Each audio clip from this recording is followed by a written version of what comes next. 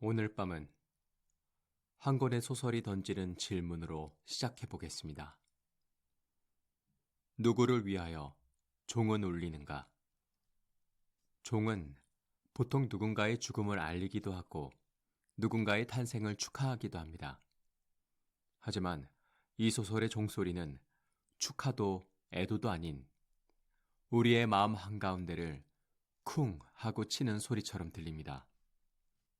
어떤 사람의 일이 끝나면 그건 그 사람만의 일이 아닙니다. 어떤 사람이 무너지면 그 무너짐은 주변의 공기까지 바꿉니다. 그리고 그 종소리는 말하죠. 그건 남의 일이 아니다. 오늘 이야기의 무대는 1930년대 스페인, 내전의 한복판입니다.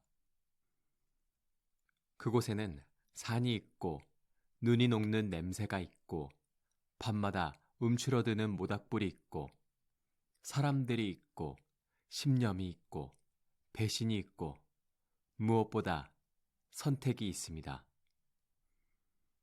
이 밤은 전쟁 이야기이면서 동시에 사람이 사람으로 남는 방법을 묻는 이야기입니다. 자, 종소리가 아주 멀리서 다시 한번 울립니다. 그리고 우리는 산으로 들어갑니다. 스페인 내전은 단순히 나라 안의 싸움이 아니었습니다. 그 시대의 많은 이들에게 스페인은 서로 다른 세계관이 충돌하는 거대한 실험실처럼 보였지요. 어떤 이들은 정의를 믿고, 어떤 이들은 질서를 믿고, 어떤 이들은 그저 살아남기를 믿었습니다. 해밍웨이는 전쟁을 영웅담으로 포장하지 않았습니다. 그는 전쟁 속에서 사람이 어떤 식으로 마모되는지를 보여줍니다. 총알이 지나간 자리에 구멍이 생기듯 말 한마디가 지나간 자리에도 구멍이 생기고 하룻밤의 공포가 지나간 자리에도 구멍이 생깁니다. 그리고 그 구멍들은 사람을 둘로 나눕니다. 하나는 계속 믿는 쪽, 다른 하나는 아무것도 믿지 않게 되는 쪽. 이 소설은 그 경계선 위에 선 사람들의 이야기입니다. 그리고 경계선 위에서 가장 크게 흔들리는 한 사람이 등장합니다. 이름은 로버트 조던. 미국에서 온 남자. 폭탄과 다리, 임무와 지도, 계산과 타이밍을 아는 사람. 그리고 이 밤, 우리가 보게 될 것은 그의 기술이 아니라 그가 인간으로서 얼마나 오래 버틸 수 있는가입니다. 로버트 조던에게 주어진 임무는 단순합니다. 어떤 작전의 흐름을 바꾸기 위해 다리 하나를 폭파하라. 전쟁은 종종 이렇게 말합니다. 너는 이걸 해야 한다. 이건 필요하다. 전체를 위해 개인은 잠시 사라져도 된다. 그 말이 틀렸다고 단정하기는 쉽지 않습니다. 전쟁은 전체라는 말로 돌아가니까요. 하지만 그 전체가 정말 존재하는지, 그 전체가 나를 기억해 주는지, 그 전체가 내 삶의 값을 치러주는지, 그건 누구도 보장해 주지 않습니다.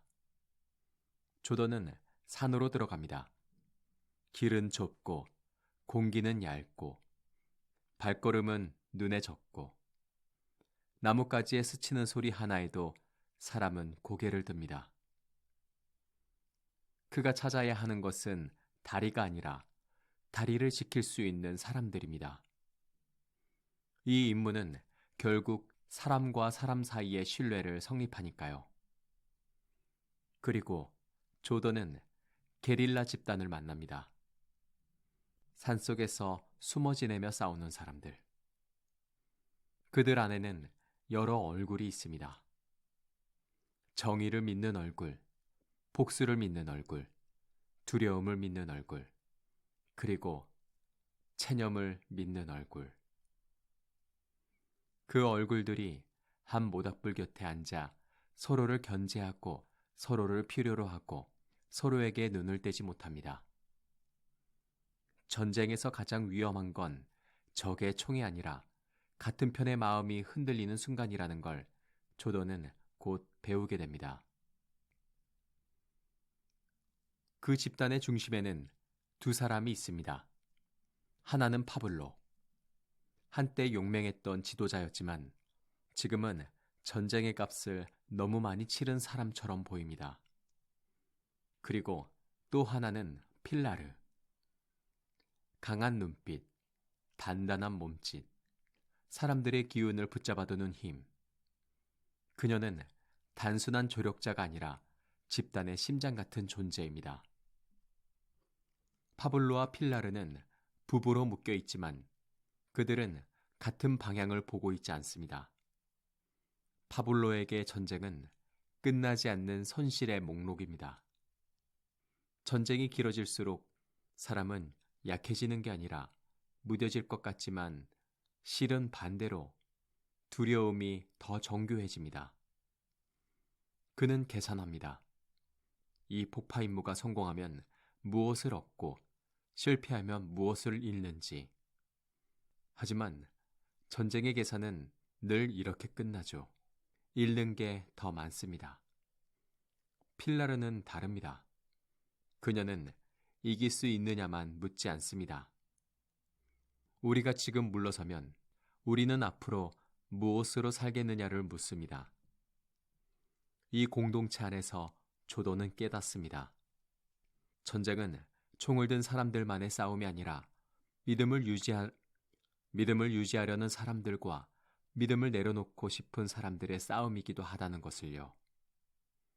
그리고 그 싸움은 밤의 모닥불보다 더 뜨겁게 사람을 태웁니다. 그때 조던의 눈앞에 이야기의 온도를 바꾸는 한 사람이 나타납니다. 그녀의 이름은 마리아. 전쟁은 어떤 사람에게는 전선이고 어떤 사람에게는 사상이지만 어떤 사람에게는 그저 자기 인생이 무너진 이름입니다. 마리아는 잃은 것이 많고 말하지 못한 것이 많고 앞으로 말할 수 있을지조차 모르는 사람이지만 그럼에도 살아 있습니다.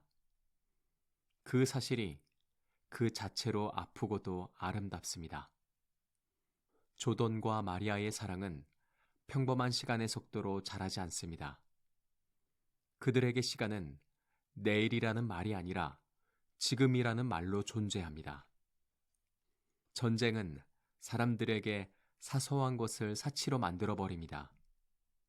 책 한 권, 따뜻한 물 한 컵, 조용히 잠들 수 있는 한 시간, 그리고 누군가와 눈을 맞추고 괜찮다고 말해줄 수 있는 용기. 그래서 사랑은 때로 너무 빨리 오고, 너무 깊게 들어오고, 너무 크게 흔들립니다. 조던은 알게 됩니다. 자신이 폭파할 다리는 지형 위의 구조물이 아니라 자신의 마음속에 놓인 돌아갈 길과 남을 길 사이의 다리일지도 모른다는 걸요. 그리고 사랑은 묻습니다. 너는 무엇을 위해 싸우니? 너는 누구를 위해 살아있니? 하지만 전쟁은 그 질문에 오래 답할 시간을 주지 않습니다.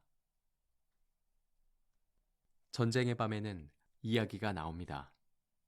사람들은 모닥불 앞에서 때로는 말을 멈추고 때로는 말을 쏟아냅니다.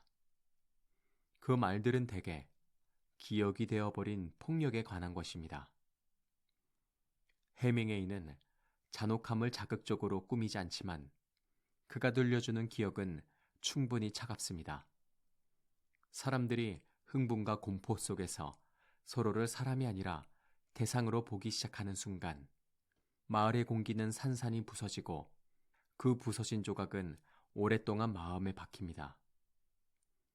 여기서 중요한 건 폭력이 특별한 괴물에서만 나오지 않는다는 사실입니다. 폭력은 종종 평범했던 사람들이 어떤 구호에 취하고 어떤 분노에 기대고 어떤 두려움에 눌려 선 하나를 넘는 순간 생겨납니다. 그리고 그 선을 넘고 나면 돌아오는 길은 희미해집니다. 조던은 그 기억을 들으며 자기 안에서도 무엇인가 무너지는 걸 느낍니다. 나는 오른편에 서 있다는 확신이 사람을 구해주는 게 아니라 오히려 사람을 망칠 때도 있다는 걸요. 그럼에도 그는 임무를 멈추지 않습니다. 왜냐하면 전쟁은 깨달음을 마침표로 허락하지 않고 언제나 다음 장면으로 끌고 가기 때문입니다. 공동체의 균열이 커집니다. 누군가는 용감해지고, 누군가는 더 신중해지고, 누군가는 이상하게 조용해집니다. 파블로는 흔들립니다. 그의 흔들림은 단순한 겁이 아닙니다. 살아남는 것의 무게를 알고 있습니다. 그래서 그는 임무를 방해하고 싶어지기도 하고, 그래서 그는 사람들의 눈을 피하기도 하고, 그래서 그는 자기 자신에게도 변명을 하게 됩니다. 하지만 이런 흔들림은 비난만으로 해결되지 않습니다. 전쟁은 사람을 선량한 자와 악한 자로 간단히 나누지 않습니다. 전쟁은 오히려 사람을 수십 번 나누고 그 조각들을 서로 부딪히게 합니다. 필라르는 조던을 붙잡습니다. 너는 끝까지 가야 한다고 말하는 사람이 아니라 너는 왜 가야 하는지 잊지 말라고 말하는 사람처럼요. 그리고 조던은 마리아의 눈을 봅니다. 그 눈은 말합니다. 나는 내가 살아 돌아오길 바란다. 하지만 동시에 말합니다. 나는 내가 너 자신을 잃지 않길 바란다. 그 두 사람은 때로 같은 방향이 아닙니다. 조던은 선택합니다. 전쟁이 원하는 방식으로가 아니라 자신이 믿는 방식으로. 이제 작전의 밤이 옵니다. 밤이 깊어지고 사람들은 말수가 줄어듭니다. 어둠은 모든 것을 비슷하게 만듭니다. 나무도, 바위도, 사람도 그림자처럼 보입니다. 하지만 이상하게도 그럴수록 사람의 마음은 더 선명해집니다. 조던은 폭발물과 타이밍을 생각합니다. 그는 계산하는 사람입니다. 하지만 그 밤 그의 계산은 숫자만으로 끝나지 않습니다. 이 일이 끝나면 나는 무엇이 될까? 나는 돌아갈 수 있을까? 나는 누구와 함께 어디로 어떤 얼굴로 살아갈까? 전쟁은 사람을 미래에서 떼어놓습니다. 하지만 어떤 사람은 미래가 사라질수록 지금 이 순간을 더 정직하게 붙잡습니다. 그 순간은 아주 작습니다. 손을 잡는 일, 어깨를 다독이는 일, 짧은 웃음 한 번, 그리고 살아있다는 걸 확인하는 숨 한 번. 작전은 결국 진행됩니다. 여기서 중요한 건 무엇이 폭파되었는가가 아니라 그 일을 하는 동안 사람들이 무엇을 잃고 무엇을 지키려고 했는가입니다. 그리고 그 대가는 누군가의 몸에, 누군가의 마음에 남습니다. 작전 뒤에는 늘 현실이 남습니다. 희생과 성공, 패배와 생존, 그리고 말로 다 정리할 수 없는 감정. 이 소설의 결말은 영광으로 닫히지 않습니다. 해밍웨이는 끝까지 인간의 얼굴을 붙잡습니다. 조던이 맞닥뜨리는 마지막 선택은 한 사람의 용기만으로 설명되지 않습니다. 그 선택은 함께했던 사람들의 눈빛이 있고 마리아의 숨결이 있고 필라르의 단단한 목소리가 있고 파블로의 흔들림까지도 모두 얽혀 있습니다. 그리고 그 선택은 이렇게 말하는 듯합니다. 어떤 때는 내가 살아남는 것보다 누군가가 살아남게 하는 것이 더 나를 나로 만든다. 이 문장은 전쟁을 찬양하는 말이 아닙니다. 오히려 전쟁의 잔인함 속에서 인간이 마지막으로 지킬 수 있는 것, 연결과 책임을 말하는 것입니다. 그래서 제목의 질문은 마지막에 이렇게 바뀝니다. 누구를 위하여 종은 울리는가가 아니라 그 종소리를 들은 나는 이후에 어떻게 살아야 하는가? 우리는 종종 세상 어딘가의 비극을 뉴스처럼 지나칩니다. 하지만 정말로 누군가의 삶이 꺾이는 순간 세상은 생각보다 더 가까이에서 흔들립니다. 그래서 종은 울립니다. 누군가의 끝을 알리기 위해서만이 아니라 우리에게 서로의 일부임을 상기시키기 위해서. 오늘 밤 이 소설이 우리에게 남긴 것은 전쟁의 승패가 아니라 사람의 선택이 남기는 울림입니다.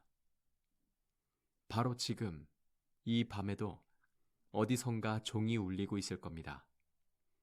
그 종소리가 들릴 때 부디 이렇게 말할 수 있으면 좋겠습니다. 나는 남의 일로만 두지 않겠다. 나는 내가 지킬 수 있는 것을 지키며 살겠다. 나는 누군가의 고통 앞에서 조금 더 인간답게 서겠다. 오늘 밤 낭독은 여기까지입니다. 조용히 편안한 밤 보내시길 바랍니다.